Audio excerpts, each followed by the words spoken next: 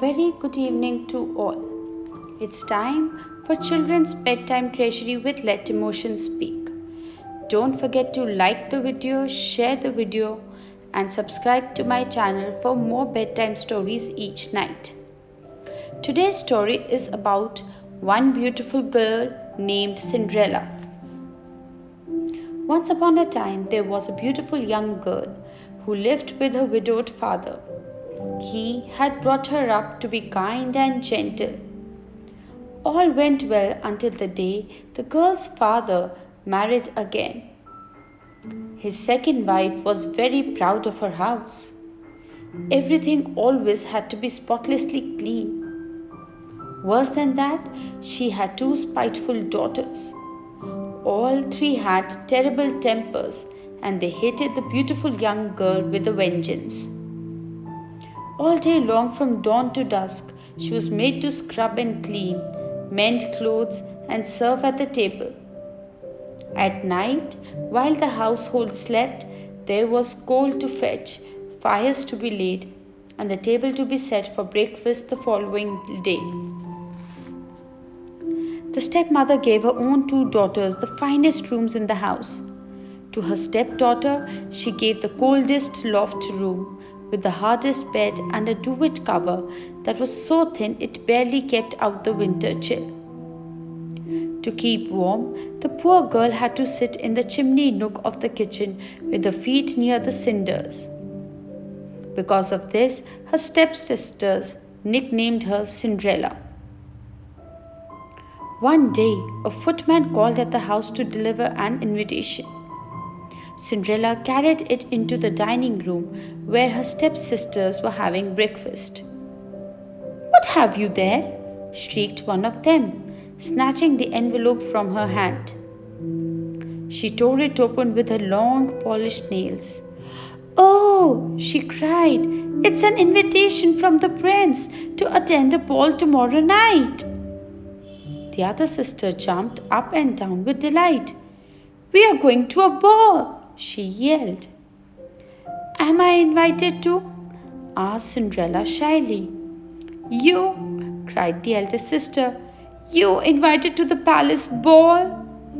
cried the other sister, and they both burst into fits of laughter. The elder sister, who was very plump, laughed so much that she became quite breathless and had to ask Cinderella to loosen her corset. The sisters spent the next day preparing for the ball. Cinderella was kept very busy, pressing and starching the girls' ball gowns, curling their hair, and fixing bows and ribbons. They told her to lace their corsets extra tight to make them look slimmer. She was made to run here and there all day. "Fetch my pearl necklace," called one. "Polish my party shoes," demanded the other. At last, both sisters were ready to go and set off by a carriage to the ball. "Don't wait up," they shouted out of the window to Cinderella as the coach sped away. Cinderella went back into the kitchen. Now the house seemed calm and quiet at last. She picked up a broom and danced slowly around the room, imagining that she was at the ball. How wonderful it would be to go to the ball, she sighed wistfully, and sat down by the fire where it was warm and started to cry. "Don't cry, my child," said a gentle voice. Cinderella looked up to see a beautiful stranger standing before her. "Who are you?" said Cinderella. "I am your fairy godmother," came the reply. "Now dry your tears. Would you like to go to the ball?" said the fairy. "Oh, yes, please," cried Cinderella, leaping up. "Then you shall go," said the fairy. "But first, run into the garden and fetch me a nice fat pumpkin." Cinderella did as she was told. When she returned, the fairy godmother tapped the pumpkin with the magic wand and instantly it was transformed into a sparkling glass coach. "Now we need some horses," said the fairy. At that moment, there was a scuttling noise in the corner of the kitchen, and 4 white mice popped out of a hole. In an instant, the fairy godmother tapped them with her wand and they became 4 handsome white horses. "Now, what about a footman?" she said. Before Cinderella could speak, she tapped Cinderella's black cat, and there before her very eyes stood a footman. "Now there's just one more thing we need before you go," said the fairy, "and that's a coachman." Cinderella looked about the kitchen and scratched her head. Then she ran into the garden and came back with a live frog. "Will he do?" she asked her fairy godmother. "Indeed he will," replied the fairy, tapping the frog. And suddenly there was a coachman standing by the coach. "All aboard!" he cried. Cinderella was just about to leap inside when her godmother called her back. "I nearly forgot something," she said. The tip of her wand touched Cinderella's ragged clothes, and Cinderella looked down to see, to her astonishment, that she was wearing the most beautiful ball gown that there ever was. At her neck glittered a diamond necklace, and on her feet were a dainty pair of glass slippers. "Have a lovely time at the ball," said her godmother, "but do not stay a minute longer than midnight, for on the stroke of 12, everything will be as it was before." And with that, she vanished. When Cinderella arrived at the ball, she found herself in a dazzling ballroom filled with people. Everyone stopped to stare at this beautiful girl, and soon the prince himself approached and asked her to dance. "Who is she?" people were asking. The prince and Cinderella danced together all evening. Her stepsisters watched, never once guessing who she was. "Isn't she beautiful?" remarked the elder sister jealously. "Such a tiny waist, she might snap in two," whispered the other spitefully, and they both roared with laughter. When the banquet was served, the prince insisted that Cinderella sit next to him, and after dinner they danced again. Cinderella was enjoying herself so much she forgot all about the time. It was only when the clock struck midnight that she remembered her godmother's warning. She fled from the ballroom without a backward glance. The prince hurried after her, but she ran faster than he.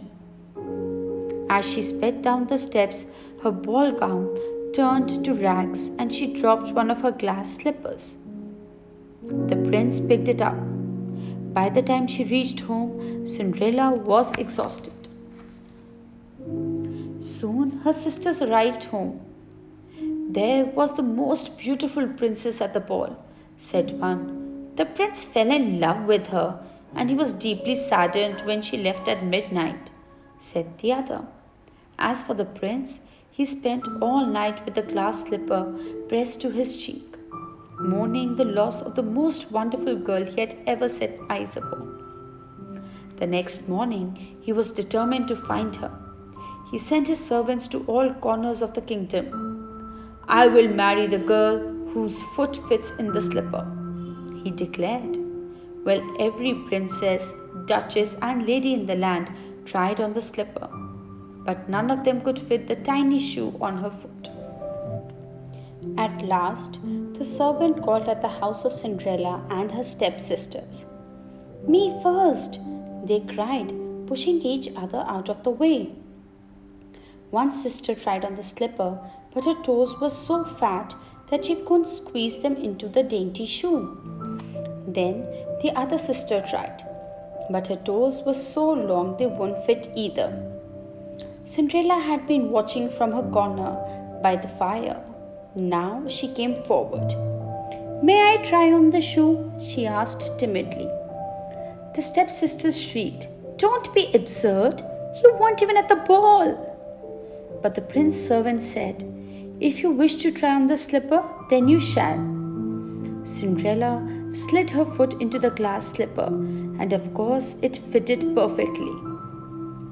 The stepsisters were completely speechless with rage. At that moment, there was a flash of bright light, and Cinderella's fairy godmother appeared. She touched Cinderella with a magic wand, and immediately the girl's rags were transformed into the ball gown that she had worn the night before. Then her sisters recognized the beautiful princess they had seen at the ball. They fell upon their knees and begged forgiveness for the way they had treated her, hoping that they too might be invited to the palace. The servant escorted Cinderella to the palace, and when the prince saw her, he immediately asked her to marry him. At the wedding, there was much rejoicing, and the sisters were so well behaved that they too received marriage proposals. And they all lived happily ever after. Hope you guys enjoyed this story. It's time to say goodbye and good night. See you tomorrow with another great bedtime story.